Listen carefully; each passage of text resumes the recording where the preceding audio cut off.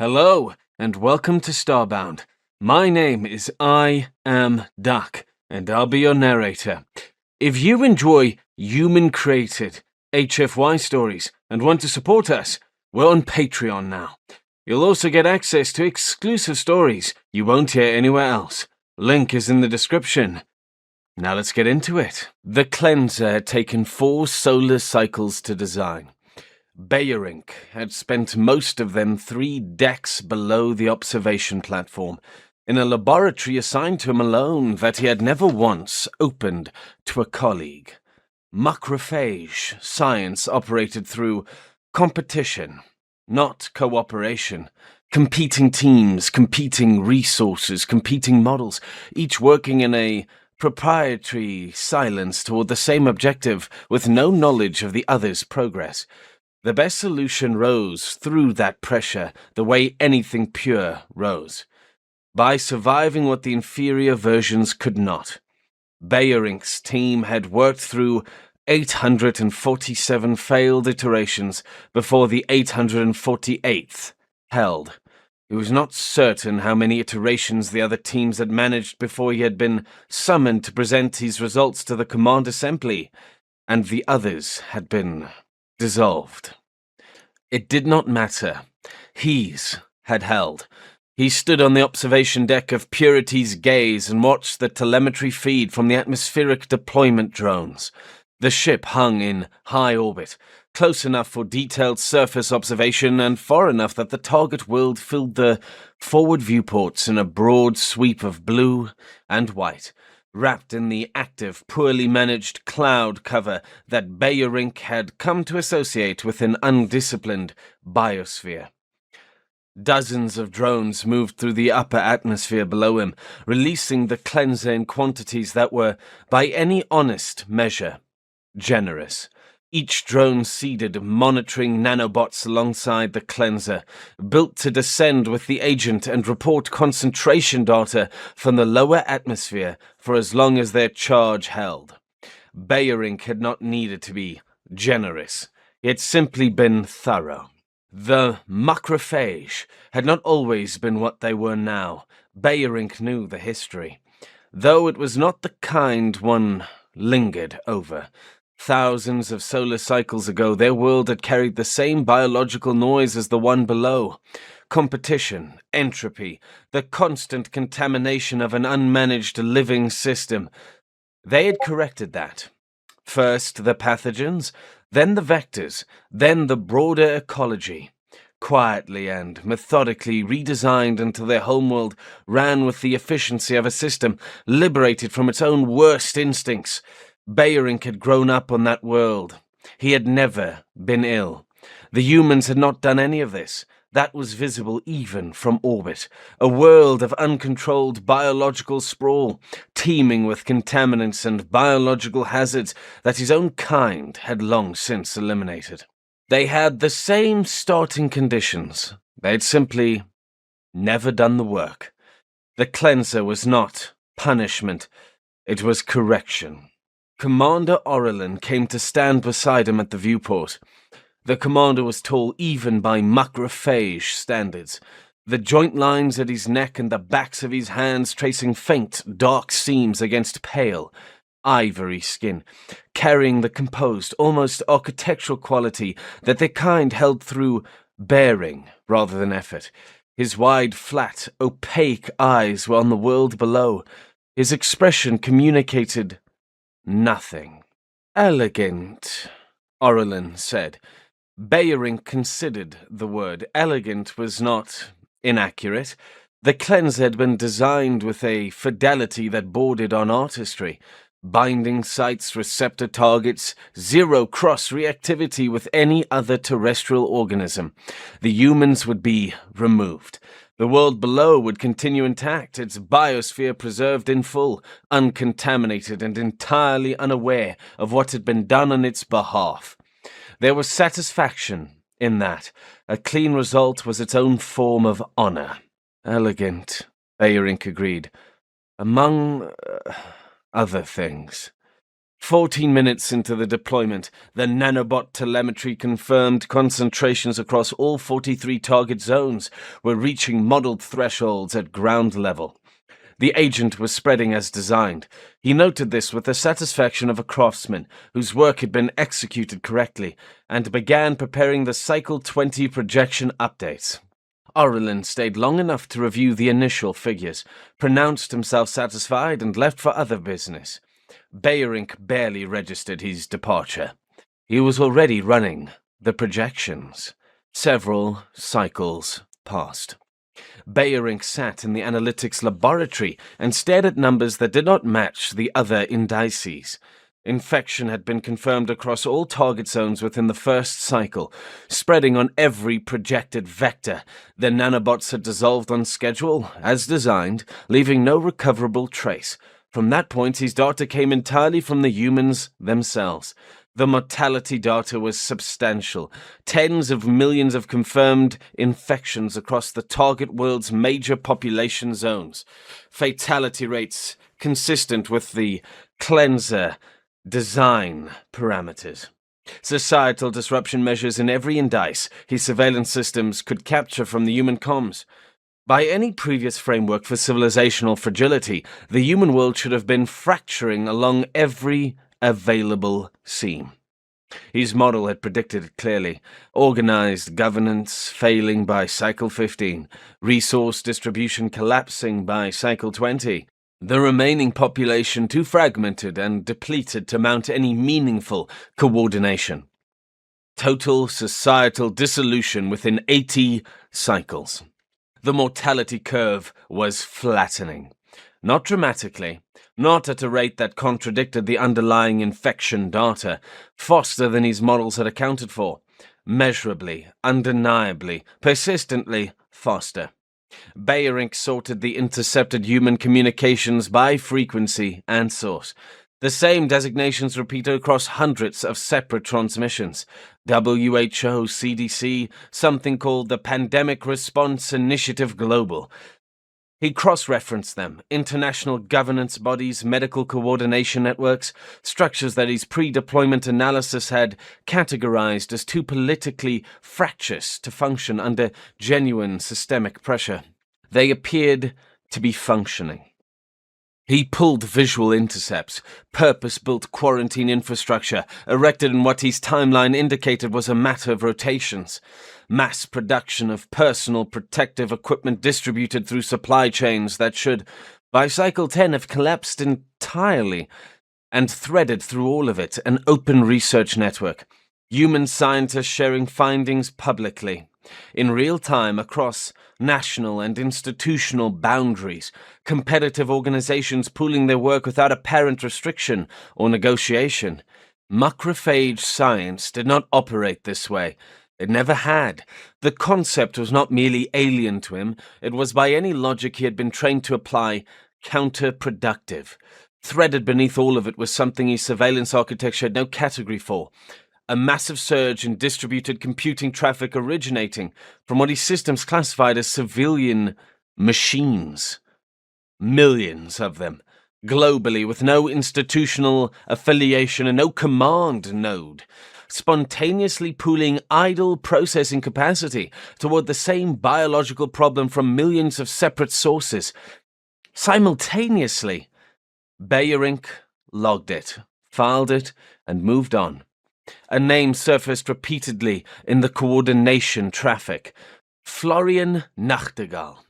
Identified as leading the PRIG, perhaps a coordination function, not a scientific one. Bayerink noted it, filed it, and moved on. Aurelin appeared in the laboratory doorway on a routine check. Bayerink turned the updated projections to face him without preamble. "Your model is wrong," Aurelin said. "The model is accurate. The variable is not behaving as projected." "Then your assessment of the variable was wrong." "Possibly," Bayerink said. "I am examining that probability." Orelin studied the global coordination map on the secondary display, the lines of resource movement, the expanding communication nodes, the research distribution network spreading with accelerating urgency across a world that was supposed to be dying. His wide eyes moved across the display without expression. "Find the error in your projections before the next command briefing," Orelin said. Then he left. Bayerink turned back to the display. The humans were dying in large numbers. The cleanser was working. None of that was in question, and yet the coordination map refused to resolve into the pattern his models had predicted. Not in the deaths, not in the spread, in the response, in the speed of it, the scale of it, the refusal of the governance infrastructure to fracture the ways models projected. The coordination map was not the signature of a civilization in collapse. It bore the signature of a civilization that had done this before, at least once, that had, somewhere in its long and apparently costly history, built the institutional infrastructure for just this type of crisis, and remembered, collectively and without hesitation, how to use it. His models had not accounted for that. He was not yet certain how. The formal briefing Bayerink had requested took place 12 cycles after deployment of the cleanser, and the ship's main assembly room with every senior officer present. 6 of them, all tall, all still, all carrying the composed pale ivory patience that the macrophage brought to every occasion. They arranged themselves around the display table and waited. Bayerink had brought 3 data models. He had needed only one. But he had learnt, over a long career, that presenting 3 gave the assembly something to argue with. Show them one thing, they argued with your conclusions. Show them 3, they argued with each other. It was usually more productive. The first model was the projected mortality curve. 4 solar cycles of iteration validated against every historical dataset in the archive, built with conservative margins at every interval. The second was the actual curve as of that morning. He placed them side by side and said nothing. The deviation was not subtle. "The weapon is functioning," he said. "Infection rates match projections. Mortality rates do not. The discrepancy has widened at every measurement interval since cycle 6. "The weapon is functioning," Orelin said. "Then the model is wrong." "The model is accurate. The response is the variable." He moved to the third model.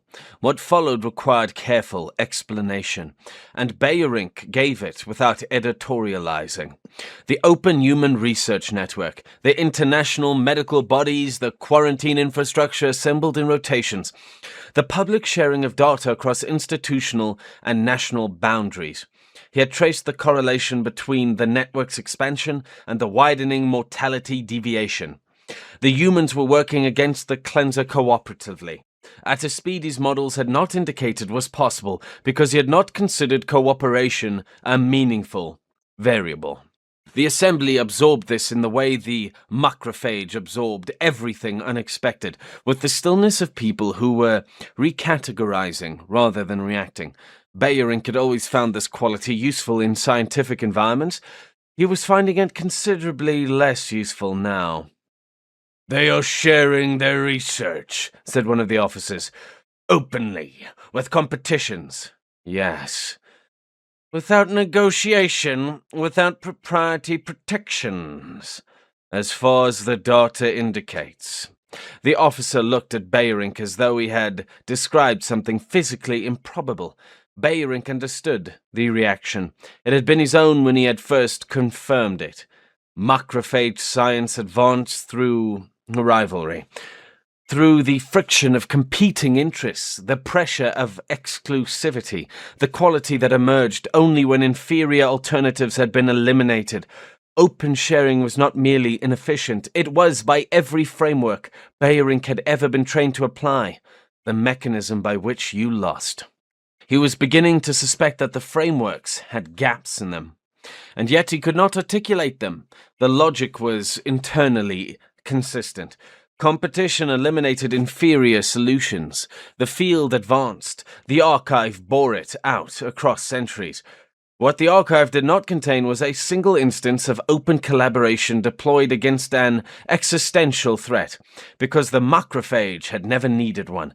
The closest analogy the macrophage history was the early period before the codification of competitive science costs, when knowledge had moved more freely between researchers. That era was regarded as primitive. The codification of competition had accelerated their scientific progress, or so the dominant interpretation held. Bayerink found himself wondering, for the first time, whether that interpretation had ever been tested against a crisis that demanded something other than competition. Orrelin's dismissal was brief. The model was flawed. Bayerink was to find the error and correct it before his next report. The briefing adjourned. There was no error. He would search for it anyway. He returned to his laboratory and spent the next 4 cycles building new models and discarding them. The first cycle, he revised his assumptions about human governance fragility, calibrating the collapse threshold against every comparable civilization in the archive. The second, he ran the revised projections and found they still diverged from observed data in ways he could not account for. The third and fourth cycles, he stopped building models and simply watched the incoming feeds. He had nothing to build toward. The open research network was expanding, new nodes connecting across boundaries he had categorized as impermeable. Rival institutions, competing national programs, research groups whose pre-deployment intelligence had listed as actively hostile to one another's work. They were sharing everything. Not selectively, not in controlled exchanges, fully and in real time. Bayerink had no framework for what he was observing. He noted that he was not attempting to build one, and filed that observation alongside the others. The surface landing probe had returned from its collection run 40 hours prior, and he had let the sample rest in secondary containment while he worked on the models. He turned to it now. The probe had spent 6 hours on the target world's surface, collecting atmospheric and surface particulate data from a high-density active transmission zone. Bayerink had wanted a clean sample from the infection front to verify his mutation rate calculations. He loaded the sample. The mutation rates were not what his models had projected. He ran the sequence again. Identical results. A third time, with a different analysis protocol. A fourth, against the original cleanser genomic baseline. 5 passes in total, conducted with the mechanical thoroughness that scientific training demanded when results made no sense. The same result, every time. Bayerink had spent 4 solar cycles designing the cleanser to target a single species with absolute specificity. The binding mechanisms were locked to receptor configurations unique to human biology. He had modeled the weapon against 17 potential mutation pathways and found that none of them could compromise its human-specific targeting without also compromising its viability. The weapon would drift, all biological agents did, but not in any direction that mattered. That analysis had been conducted in a sterile laboratory against a dataset that had never included Earth's biosphere as an active variable. He had modeled the humans, he had not modeled their world. That was his error. The distinction mattered. Earth's biosphere had not yet received the cleanser as a foreign agent in a stable environment. The biosphere was the stimulus. It applied the same relentless selection pressure to the cleanser that it applied to everything that moved through it. The cleanser had entered a system that had been stress-testing biological agents without pause, and Earth's biosphere had done what it always did. It had adapted the cleanser, made it something else. Bayerink studied the new mutation profiles for a long time. None of his 17 modeled pathways, not close to any of them.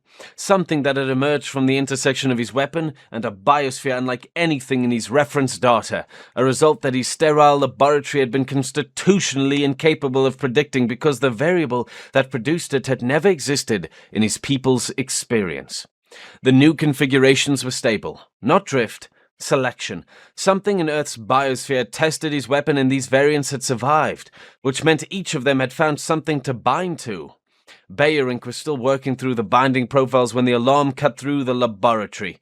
A register he had never heard aboard her in the 6 solar cycles of his posting. Priority 1. medical, containment, breach. Bayerink was already moving. The medical bay was still warm when Bayerink arrived. The technician from the probe recovery team had been dead for perhaps 40 minutes, though the medic was still attempting to determine the cause with the methodical bewilderment that Bayerink recognized as the medical equivalent of staring at numbers that would not reconcile. The symptoms had presented and progressed in under 3 hours. Whatever had killed the technician had done so at a speed the medic's diagnostic equipment was not designed to process. Bayerink looked at the display readings and knew what he was looking at. "Get away from the body," he said. "All of you, now!" Orelin was in the doorway. Bayerink did not wait for questions. He pulled on a full containment suit from the emergency locker and moved to the diagnostic station at the far end of the bay. Standard procedure for unknown pathogen exposure. He had considered it only a theoretical possibility aboard Purity's gaze, until he heard the alarm and recognized whose body the medic was working on. He ran a rapid genomic sequence on the tissue samples the medic had already drawn. He ran it twice. The analysis took 11 minutes. Bayerink spent those 11 minutes reviewing the probe's decontamination log. The protocol had been followed exactly. Every step, every interval, every verification checkpoint. The technician had not made an error. The protocol had been written for the original cleanser variant, with decontamination parameters calibrated to the original surface protein architecture.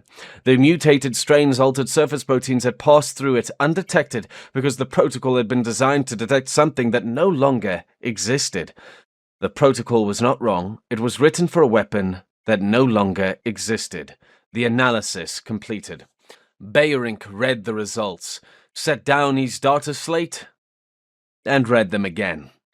A mutated variant of the cleanser, one of the new configurations he had been examining when the alarm sounded, had crossed the species barrier. The mutation had found a protein-folding vulnerability in macrophage biology, a structural configuration that his design work had neither identified nor needed to identify, because the work had been aimed entirely in the other direction. The result required a moment. 4 solar cycles, 847 failed iterations, and the 848th, which had held. He had been meticulous. He had built what he had been asked to build and built it well. The thing he had built had been reassembled into something he had not designed, and it was now aimed directly at him. The pathogen was macrophage-specific, lethal. The progression rate was faster than anything he had designed, significantly faster, because his work had been calibrated for reliability rather than speed. Whatever Earth's biosphere had made of the cleanser, it had not been slowed down. Orelin was still in the doorway. "Seal the ship," Bayerink said. Orelin looked at him for a long moment. Bayerink had worked alongside Orelin for 3 solar cycles and had never seen the commander's expression change. It changed now. Not dramatically, a depth of stillness that went beyond what he always carried. The joint lines at his jaw seemed to tighten in their faint, dark tracery. "Seal the ship," Bayerink said again. "No departures, no docking, nothing leaves." Orelin left to issue the order. Bayerink remained in the medical bay for a long time after that, alone with the results and the body and the silence that descends when there is nothing left to dispute. Several rotations later, the crew roster on the command center's secondary display had fewer names than the last time Bayerink checked. He had known before he looked. The corridors had been quiet for hours. The medic was gone. 3 of the 6 officers from the briefing, 2 of the engineering team. The progression rate was consistent across every case. Rapid onset, faster deterioration, nothing the ship's medical systems could meaningfully address. Macrophaged medical technology was designed for a world without endemic disease. It could treat injury. It could address catalogued conditions with care and efficiency. It had never been built for this, because this had not been a category of event a world without plague needed to anticipate. Bayerink worked in the laboratory bench adjacent to the command center, attempting to synthesize a counter-agent. He had been at it for 30 hours. The problem was not the chemistry, the problem was the speed. Nothing in his training had prepared him for this high velocity. Macrophage research methodology was rigorous, iterative, designed to eliminate error through patient repetition. It produced excellent results. It produced them slowly. Bayer Inc. had spent 4 solar cycles on the cleanser's original development cycle. He did not have 4 solar cycles now. "Prepare a full data package," Orelin said from the doorway. He was still standing, still modulated, still composed. Though his skin had taken on the slightly dulled quality Bayer Inc. had learned over the last 30 hours to recognize without remarking on. "Everything you know. I will send it to command with the ship's logs." Bayer Inc. compiled the package. Orelin sent it. The response came within rotations. Quarantine protocols initiated at the homeworld, a salvage vessel dispatched, the nearest one available, 4 rotations from their position at maximum drive. Their own research facilities had been tasked immediately with counter-agent development, the full weight of macrophage scientific infrastructure directed at the problem. The homeworld scientists had responded within hours with a message addressed to Bayer Inc. They needed the mutated strain's full genomic sequence to proceed. Without it, they were working without data. The complete sequence existed in one place. Bayer Inc. transmitted it. It was the correct action. He returned to his bench and held a clear thought about the fact that a salvage vessel 4 rotations out was not a solution to a pathogen with a 3-hour progression rate. The manifest updated again while he worked. And then, deep in the 31st cycle after deployment, Bayer Inc. noticed a faint ache in the joints of his hands. The joint lines running across the backs of them, the faint dark seams he had carried his entire life without once thinking of them as anything other than the architecture of himself, had begun to feel like something other than nothing. A low, spreading warmth at the articulation points. Nothing that would show in his bearing, nothing visible to anyone watching him work. He had compiled symptom profiles across the last 30 hours. He knew the presentation. He knew the timeline. He knew with a certainty that had characterized every hour of his professional life what was beginning. There was no reason he should have been immune to what had taken the rest of the crew. He had been in the medical bay when the first case was processed.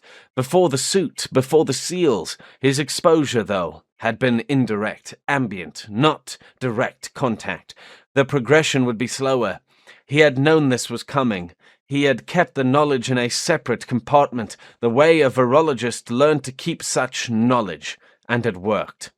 He set the reaction vessel down. He picked it back up. There was nothing else to do. The alert had been chiming for 6 hours before Bayer Inc. heard it.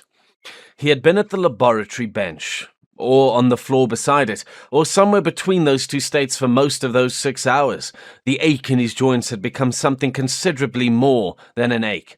He had developed a secondary symptom profile, deep, spreading fatigue, a visual flattening that he recognized as vascular, and had spent a period of uncertain length sitting against the base of the bench, working through the counter-agent calculations in his head because his hands had stopped cooperating with the physical work.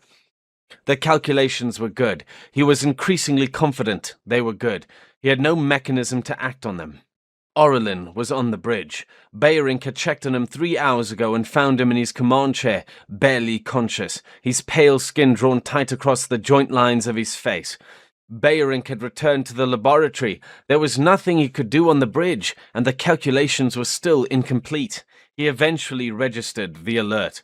Low priority. Communications. It had been chiming at regular intervals, and he had been filtering it out without the automatic efficiency of a mind that had spent the last 30-plus hours triaging everything that was not the counteragent. He became aware of it the way he had become aware of the ache in his hands. Not suddenly, but as a fact that had always been present, arriving at the threshold of attention.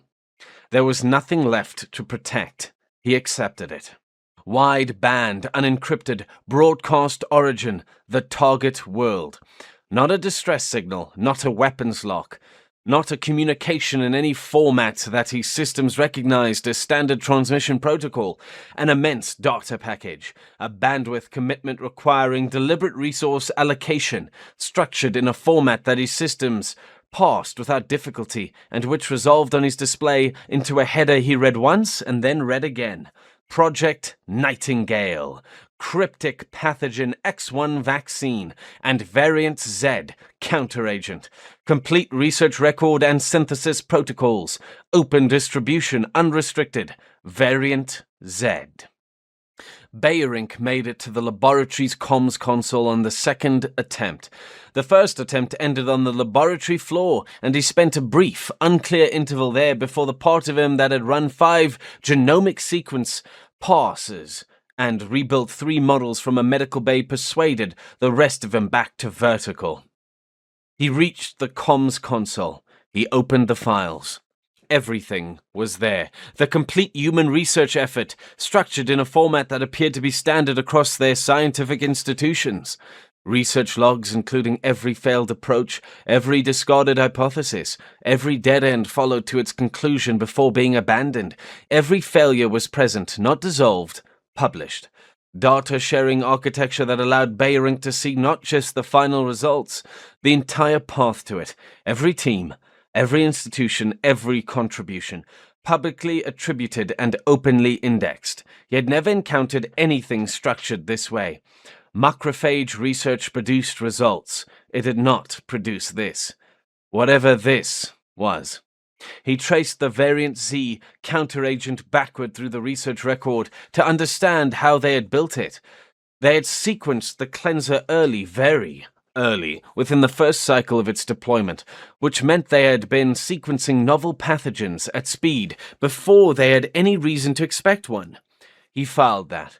The sequence had returned a non-terrestrial genetic signature, the structural scaffolding of an engineered organism, distinct from anything in their biological record.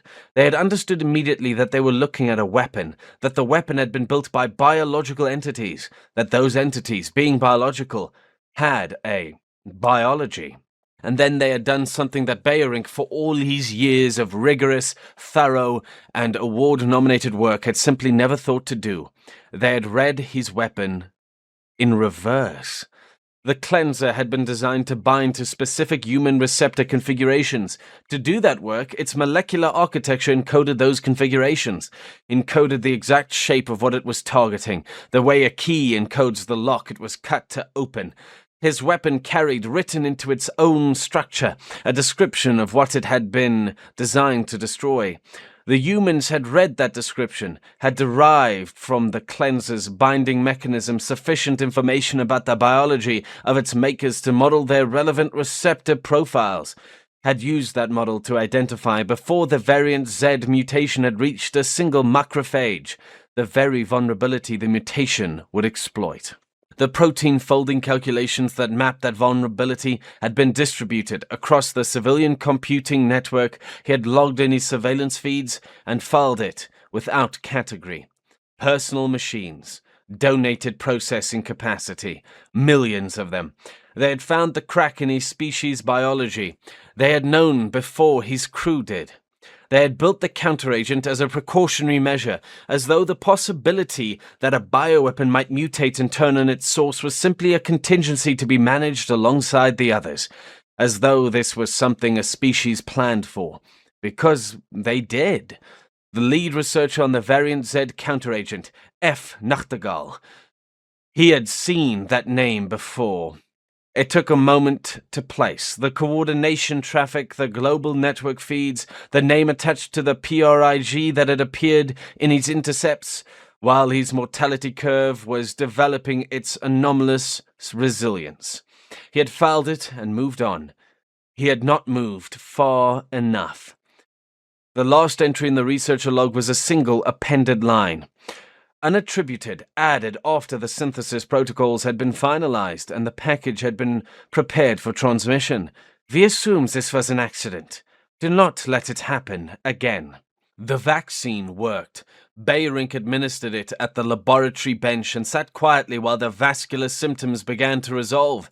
He cleaned the synthesis equipment and compiled the counteragent protocol for the homeworld's researchers. He went to the bridge. Orelin was dead. Bayerink stood in the entrance for a longer moment than he had expected, then crossed to the secondary console and transmitted the full data package to the homeworld. The human research record, the synthesis protocol, the complete counteragent file, everything just as he had received it. His species would live. The salvage vessel was still 2 rotations out. He returned to his own station and opened the service observation feed. Earth was recovering. The infrastructure of the PRIG was still visible in the coordination data. The network of shared research, the quarantine support structures, the public health apparatus that had flattened his mortality curve and then turned its attention outward. The cleanser had not destroyed that infrastructure. The cleanser had activated it. Bayerink understood, sitting alone on the bridge of a ship crewed by the dead, that he had never been running a weapons program. He had been running a calibration exercise. The humans had not merely survived. They had transmitted everything they had, openly, unencrypted, unrestricted, without waiting to be asked. The message appended to the end of the package was not mercy. It was the thing you said to something you were not afraid of. The fear was not of the pathogen, not of dying, of being looked at by someone that had just demonstrated without raising their voice that they understood what he was and had chosen for reasons he could not determine to let him live. He did not know which was worse, that they might have been merciful or that they were not.